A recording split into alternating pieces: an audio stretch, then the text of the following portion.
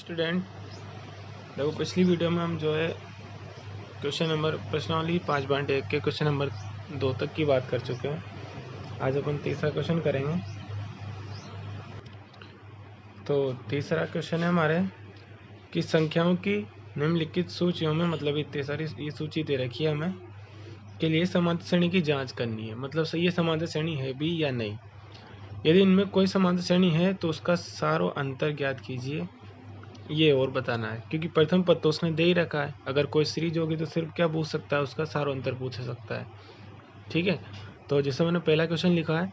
अच्छा, एक और बात, कोई भी एपी होगी या समांतर श्रेणी होगी, है ना। समांतर श्रेणी को अंग्रेजी में अर्थमेटिक प्रोग्रेशन बोलते हैं। तो जब आगे हायर क्लासों में आप अगर इसको पढ़ोगे तो वहाँ आपको बार बार समांतर श्रेणी नहीं बोलेंगे, वो एपी बोल देते हैं। ठीक है, एपी होती है, जीपी होती है, एचपी होती है, लेकिन आपको तो सिर्फ एपी पढ़नी है, समांतर श्रेणी पढ़नी है। जीपी भी होती है, गुणोत्तर श्रेणी, वो आपके सिलेबस में नहीं है। ठीक है, चलो कोई बात नहीं। अब देखो यहाँ आगे बढ़ते हैं हम। तो क्या करना है, समांतर श्रेणी की जांच करनी है भी या नहीं। और अगर है तो उसके आगे के चार पद भी ज्ञात करने हैं और सारो अंतर भी ज्ञात करना है। तो देखो बहुत आसान है।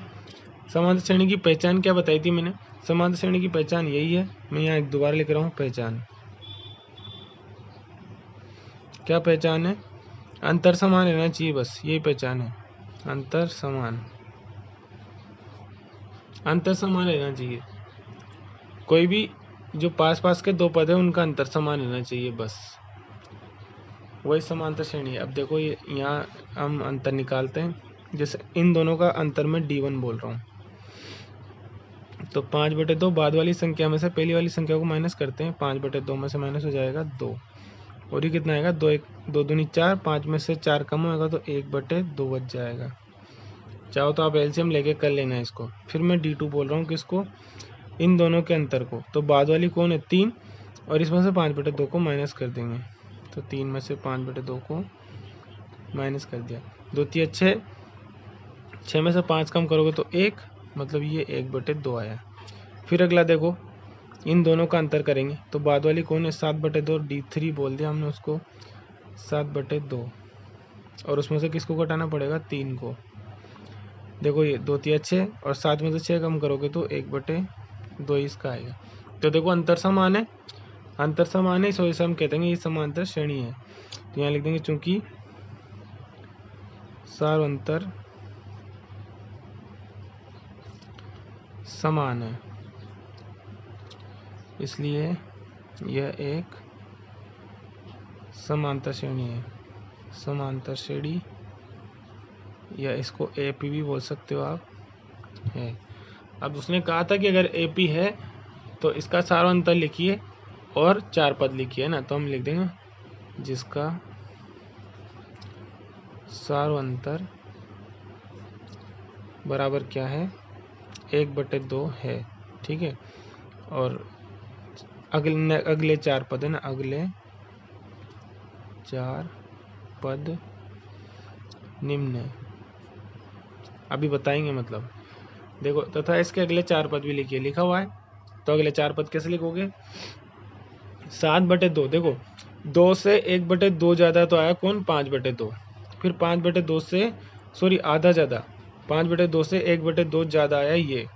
फिर 3 से 1/2 ज़्यादा आया 7/2। अब 7/2 से 1/2 ज़्यादा निकालेंगे। फिर वो जो आएगा उससे और 1/2 ज़्यादा निकाल लेंगे। ठीक है ना, तो ऐसे करते जाएंगे। तो सबसे पहला पद आगे वाले में क्या बनेगा, नंबर 1, 7/2 में अंतर जोड़ दो। भाई इस अंतर से तो आगे बढ़ रही है, वो इस अंतर से आगे बढ़ रही है, तो ये अंतर जोड़ते जाएंगे, अगले पद मिलते जाएंगे। तो देखो इन दोनों को जोड़ेंगे तो जब भी हर समान होता है तो डायरेक्ट जुड़ जाते हैं। तो 8 और बटे 2 कितना हो गया, 4। अगला इस 4 में 1/2 को जोड़ देंगे, आधे को जोड़ देंगे। 4 में 1/2 जोड़ोगे तो कितना आएगा, 4.5। 4.5 क्या होता है, 9/5। और चाहो तो ऐसे कर लो, 4 दूनी 8 और 1 9, 9/2, सॉरी, है ना। ये अगला पद ही आएगा। फिर एक और अगला निकालेंगे, तो इस 9/2 में आधा जोड़ देंगे, 10/2 और 10/2 कितना होता है 5। फिर अगला चौथा पद क्या रहेगा 5 में 1/2 जोड़ दो तो 5 दूनी 10 और 1 11/2। ये लो अगले 4 पद बता दिए मैंने। अब कुछ ऐसी भी सीरीज दे रखी है इसके अंदर जो समांतर श्रेणी नहीं है, तो नहीं है उसके लिए नहीं का यूज़ कर देंगे कि ये नहीं है। ठीक है, अभी मैं बताता हूँ। देखो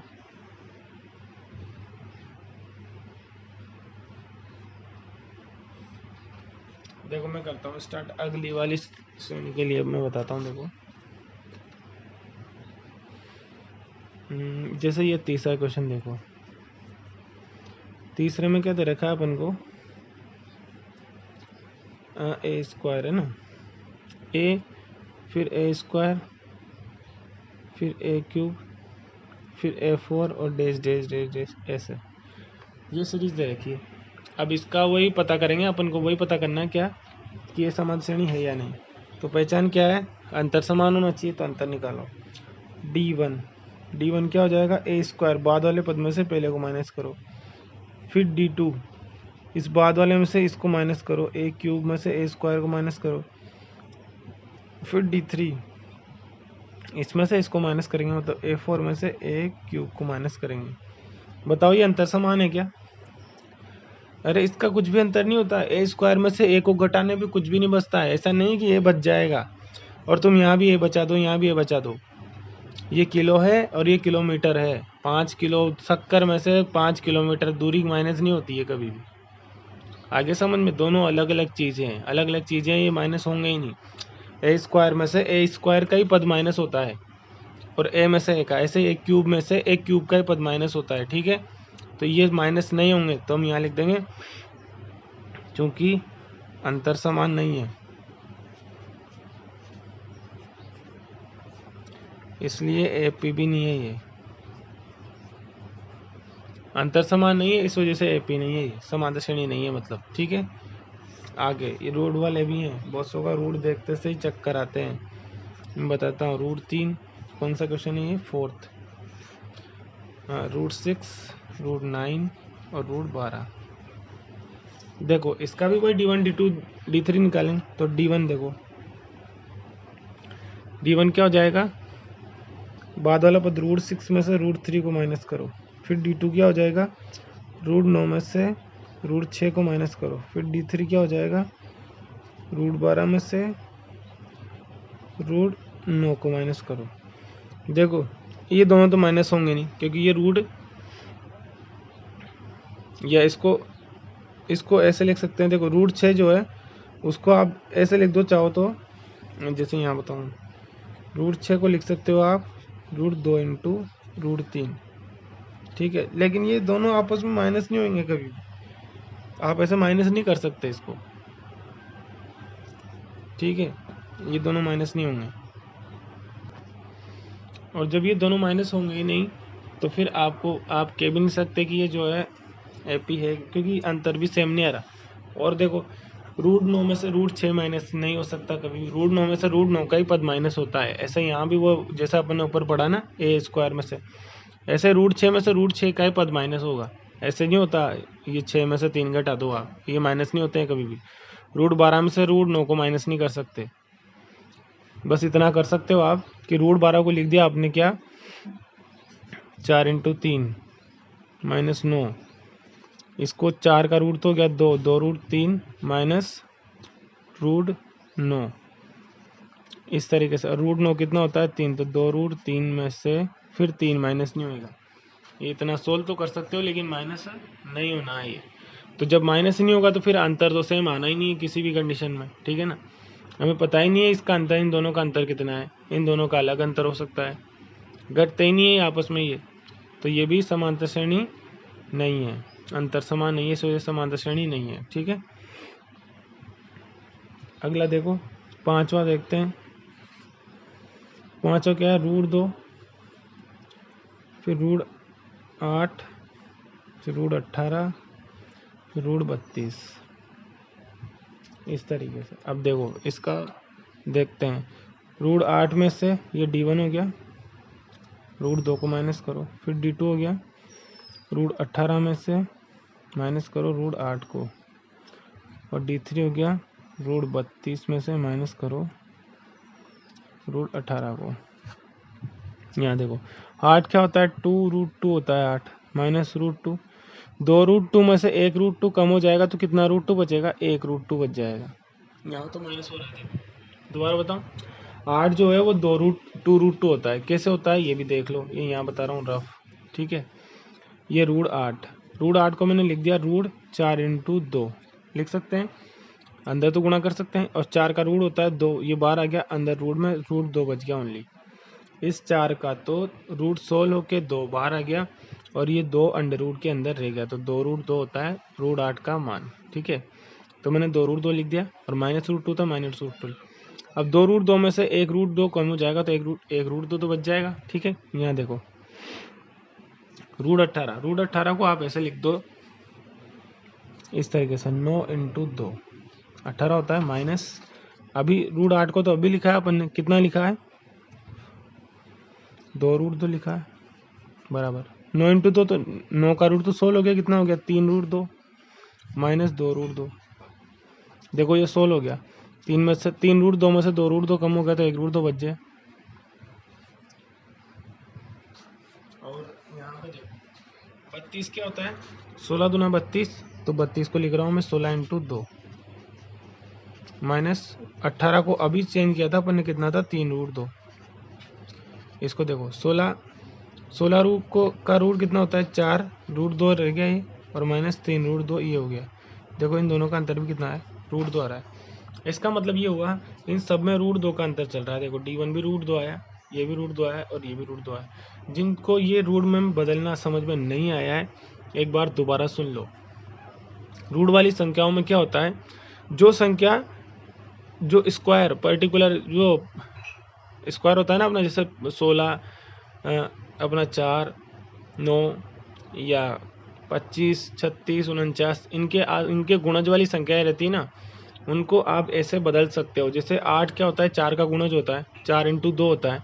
अब 4 का तो रूट सोल्व करना आता है ना, 4 का रूट तो 2 होता है अपन को, तो अपन ने क्या किया 8 को क्या लिख दिया 4 × 2 लिख दिया, और उस वजह से 4 का रूट तो 2 लिख दिया और 1√2 बच गया। 18 देखो 9 का डबल है, 9 का डबल है तो 9 × 2 में चेंज कर दिया अपन ने, और 9 का रूट सोल्व करके लिख दिया 3 और √2 ऐसा कैसा रह गया, तो 3√2 में से 2√2 माइनस किया। ऐसे ही 32 को देखो 32 16 का डबल होता है, 16 × 2 होता है, तो 16 का रूट तो 16 होकर कितना हो गया 4 और √2 बच गया इसके ऐसे कैसे, ठीक है। तो ये एपी होगी, ये अंतर समान आ रहा है क्योंकि ये समांतर श्रेणी है, और अगले 4 पद और बताने हैं इसके अंदर, तो अगले 4 पद और बता देंगे। यहाँ लिख देता हूँ मैं, क्योंकि अंतर समान है,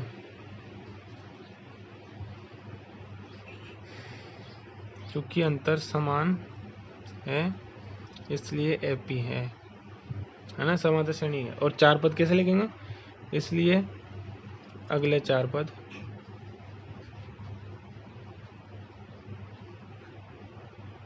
निम्न है।